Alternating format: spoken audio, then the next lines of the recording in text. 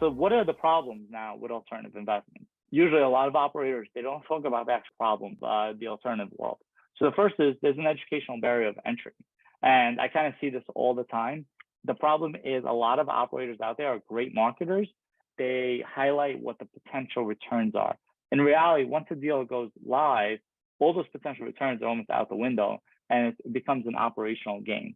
And it's important when you as an investor is looking at a deal to really judge the merits, the merits of what is the operational team in place, what is the track record, what were the variables that were used in the previous deals, are they still in play now? So I get this all the time now because a lot of limited partners started in 2018, 2019. And what ended up happening is almost any deal they invested in at that point produced 25, 30% returns in 2021. Now, if they stayed 100% passive and didn't really focus on educating themselves, they would have no idea why they earned that 20, 30%. They would just say like, oh, I just invested with the right operator.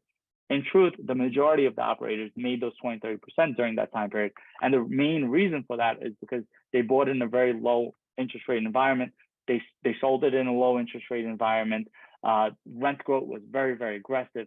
Now, those factors are very, very different today than it was 3-4 years ago. Today, there's a lot of recent trends that the rent growth has stopped and actually reversed.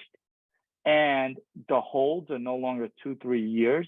So the debt that was put on place in those deals are that much more important. But these are all the things that you need to know instead of just saying, oh, that track record is great. They made 26%.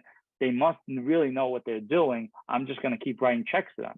So that's the importance of actually educating yourself. Even if you're going to remain passive, you want to take the steps and kind of learn the key variables, create a network of other investors that you could piggyback ideas off of.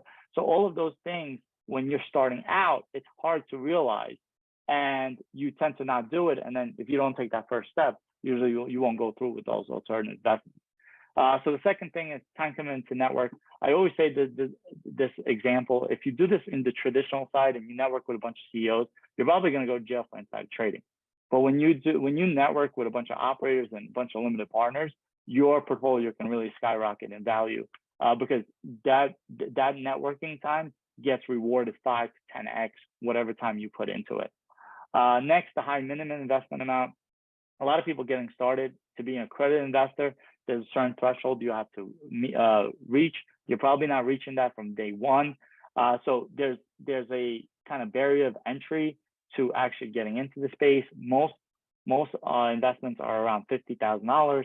That could be a lot. That could be pretty daunting for someone who only has $5,000, $6,000, $7,000. So those are the things that stop people from getting into the alternative space. And then the last thing is actually locking in their money. Because people that are used to the traditional side, they can't understand how they would make an investment and just leave it there for 7 to 10 years, and why that would actually be a positive in most cases.